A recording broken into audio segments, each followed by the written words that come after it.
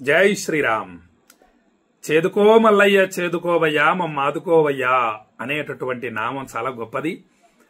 దీన్ని నిత్యం స్మరిస్తూ ఉండాలి. చాలా విశేషం. సమస్త ఆపదలు తొలగిపోతాయి. అటువంటి నామాన్ని మనం స్మరిస్తూ నిన్న మనం తల్లిని, తండ్రిని, గురువుని, దైవాన్ని దూషించడం వల్ల వచ్చేటటువంటి పాపాలు ఏమిటి అనేటటువంటి అద్భుతమైన విషయాన్ని తెలుసుకున్నాం. శాస్త్రవచనం అది. కాబట్టి అటువంటి గొప్ప విషయాన్ని తెలుసుకుంటూ తల్లిదండ్రుల గురించి అనేక అద్భుతమైన విషయాల్ని నేను తెలుసుకున్నాము. ఈ రోజు కూడా మనం తల్లిదండ్రుల గురించే తెలుసుకోబోతున్నాం. తెలుసుకుంటూ ఉంటేనే మనకు తల్లిదండ్రుల మీద సహజంగా అందరికీ ప్రేమ, భక్తి అన్ని ఉంటాయి. ఇంకా పెరగాలి. తల్లిదండ్రుల మీద అనంతమైన ప్రేమని పెంచుకోవాలి. ఇక మనం పాండురంగడు చిత్రంలోని పాటని పరిశీలిద్దాం. దాంట్లో అద్భుతమైనటువంటి సారాన్ని మనకు అందించారు. అమ్మ అంటే బాలుగారులా నేను పాడలేను కాబట్టి నేను వాటిని మామూలుగా చదువుతూ వినిపిస్తూ వెళ్ళిపోతాను. అమ్మా, నీ కలలే నా కంటి పాపలైనవని, నీ ప్రాణం పణం పెట్టి నాకు పురుడు పోశావని, నీ నెత్తుటి ముద్దయే నా అందమైన దేహమని, బిడ్డ బతుకు దీపానికి తల్లిపాలే చమురని. ఆహా, ఎంత అద్భుతమైనటువంటి వివరణ చూడండి అమ్మ గురించి. అమ్మ నెత్తుటి ముద్దయే మన ఈ అందమైన దేహం. కాబట్టి ఇంకా పెరిగి పెద్దవాళ్ళం అయిపోయాము, ఇంకా తల్లిదండ్రులతో సంబంధం లేదు అనుకోకూడదు. ప్రేమ పెంచుకోవాలి. మనం వయస్సు పెరుగుతున్నా కొద్దీ తల్లిదండ్రుల మీద ప్రేమ ఇంకా పెరగాలి అనంతంగా. మర్చిపోయి కూడా నన్ను మన్నించొద్దమ్మా అని అంటారు. ఇక తండ్రి విషయానికి వచ్చేటప్పటికి చూడండి, నాన్న నీ గుండెపైనే నడక నేర్చుకున్నాననే విషయాన్ని నేను మర్చిపోయాను. తండ్రి గుండె మీదనే మనం నడక నేర్చుకుంటాం. తండ్రి ఎత్తుకొని పడుకొని ఉంటే ఆ తండ్రి గుండెల్ని చక్కగా తొక్కుతూ మనము పెరిగాం, నడక నేర్చుకున్నాం. తండ్రి పిల్లవాడికి నడక రావాలని ఆ యొక్క చేతుల్ని కాస్త అలా వదులుతూ పట్టుకుంటూ ఉంటాడు మనల్ని. అప్పుడు మనం మెల్లిమెల్లిగా నడకలు వేస్తుంటాం. కింద పడిపోయే సమయానికి మళ్ళీ గట్టిగా పట్టుకుంటూ ఉంటాడు. కాబట్టి ఆ తండ్రి గుండెల మీదనే మనం నడక నేర్చుకున్నాం. ఆ విషయాన్ని మర్చిపోయాం. నీ చూపుడు వేలుతోనే లోకాన్ని చూశానని మర్చిపోయా తండ్రి.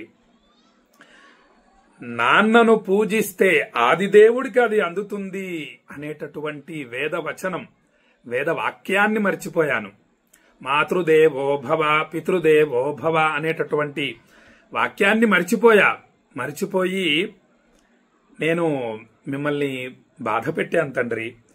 అమ్మకు బ్రహ్మకు మధ్యన నాన్నే ఒక నిచ్చెన అనేటటువంటి విషయాన్ని మర్చిపోయాను. అమ్మకు బ్రహ్మకు మధ్యన నాన్నే ఒక నిచ్చెన అనేటటువంటి అద్భుతమైనటువంటి విషయాన్ని మర్చిపోయాను తండ్రి.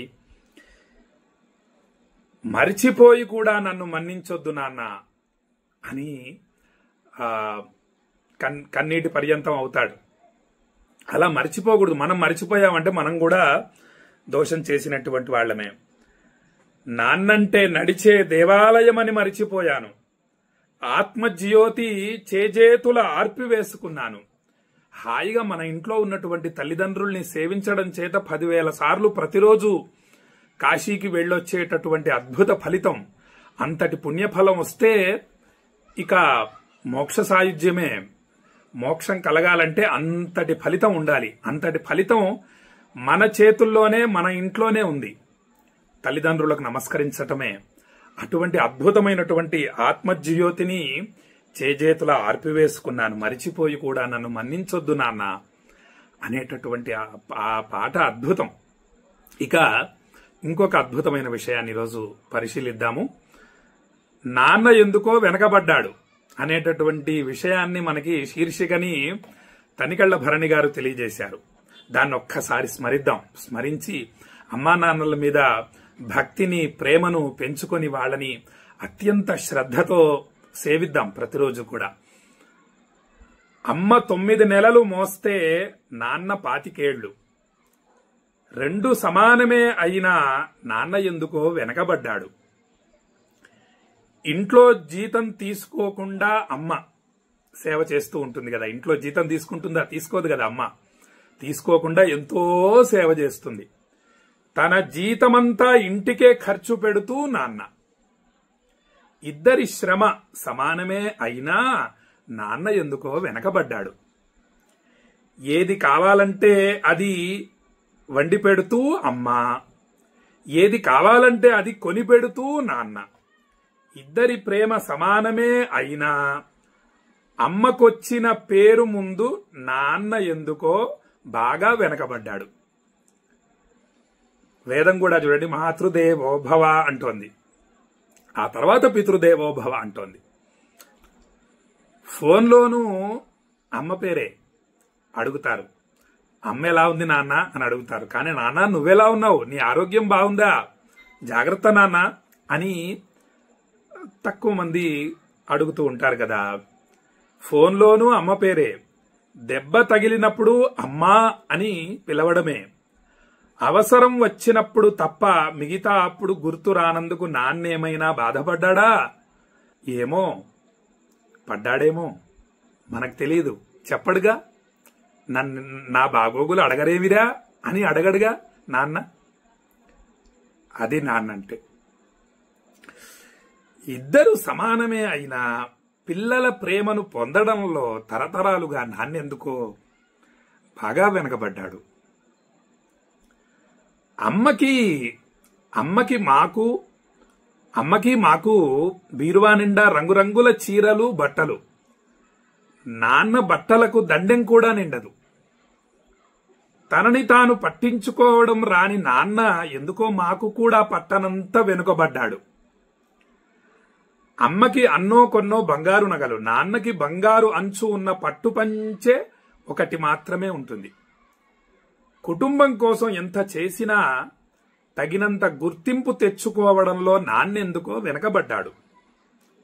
పిల్లల ఫీజులు ఖర్చులు ఉన్నాయి. ఇప్పుడు ఈ పండుగకు చీర కొనొద్దు అంది అమ్మ.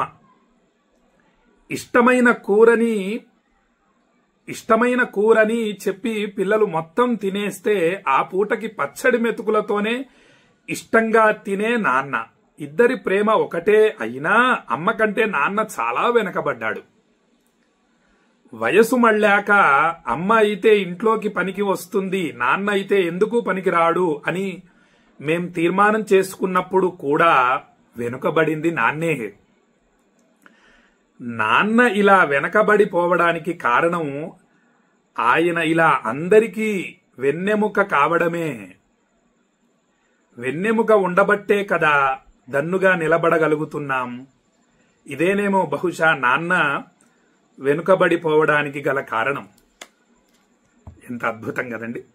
చాలా వాళ్ళ తల్లిదండ్రుల రుణం మనము తీర్చుకోలేం, వాళ్ళని భక్తితో ప్రేమతో సేవించడం తప్పించి. అదే విధంగా చూడండి, సందర్భం వచ్చింది కాబట్టి చెప్తున్నాను. గోమాతను అందరము సేవిస్తాము ఆవు పాల కోసము. సరే 33 కోట్ల మంది దేవతలు ఉన్నారు అన్న భావనతో సేవిస్తాము.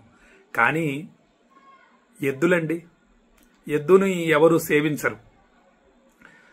ఒకవేళ ఎద్దు పుడితే కూడా మొగదూడ పుట్టింది అని అంటారు కొంతమంది. అదే ఆవు దూడ పుట్టింది అనుకోండి, అమ్మయ్య ఆవు దూడ పుట్టింది సంతోషం అనుకుంటాం. కానీ మొగదూడ పుడితే మొగదూడ పుట్టింది అనుకుంటారు. ఎద్దుని పెంచేవాళ్లు తక్కువ మంది అయిపోయారు. నేను అదే కోరుతాను, ఒక 2 ఆవులు పెంచేవాళ్లు కనీసం ఒక్క ఎద్దునన్నా పెంచండి. చాలా విశేషం కూడా. ఆవు ఎదకు వస్తే ఏవో ఇంజెక్షన్ల ద్వారా ఆ యొక్క ఇబ్బందిని దూరం చేస్తున్నారు గోవుకి. అది చాలా దోషం. ఎద్దు ఉండాలి, ఆవుకు తోడుగా ఎద్దు ఉండాలి. ఎద్దుని సేవించే వాళ్ళు తక్కువ మంది అయిపోయారు. నాన్నలాగే నాన్నను పట్టించుకోరు చాలా మంది. ఏంటంటే అమ్మను పట్టించుకున్నంతగా నాన్నను పట్టించుకోరు. కాబట్టి అలానే ఎద్దును కూడా పట్టించుకోరు. ఎద్దులు ఉండవు, ఎద్దులు అంతరించిపోతున్నాయి, చాలా తక్కువ ఉంటాయి. ఆవులు కాస్త కనబడుతున్నాయి గోశాలలు, అందులో ఆవులు కనిపిస్తాయి. కానీ ఎద్దులు చాలా తగ్గిపోతున్నాయి. ఈ విధంగా మనం తల్లిదండ్రులు ఇద్దరినీ సమానంగా భక్తితో సేవిద్దాము అని ఆర్ద్రతతో, భక్తితో, ప్రేమతో, బాధతో తెలియజేస్తూ భ్రమరాంబ మల్లికార్జున స్వామి వారి యొక్క పాదపద్మాలకు నమస్కరిస్తూ మిమ్మల్ని అందరినీ ఆశీర్వదిస్తూ రేపు ఇంకొక అద్భుతమైనటువంటి విషయాన్ని తెలియజేస్తానని చెప్పి తెలియజేస్తూ ఒక్కసారి వేదం తెలియజేసినటువంటి విషయాన్ని స్మరిస్తూ సెలవు తీసుకుంటాను. మాతృదేవో భవ, పితృదేవో భవ, ఆచార్యదేవో భవ, అతిథిదేవో భవ. కాశీ విశ్వనాథ స్వామి సంపూర్ణ అనుగ్రహ ప్రాప్తిరస్తు. విశ్వనాథాయ మంగళం, విశ్వనాథాయ మంగళం, విశ్వనాథాయ మంగళం. జై శ్రీరామ్.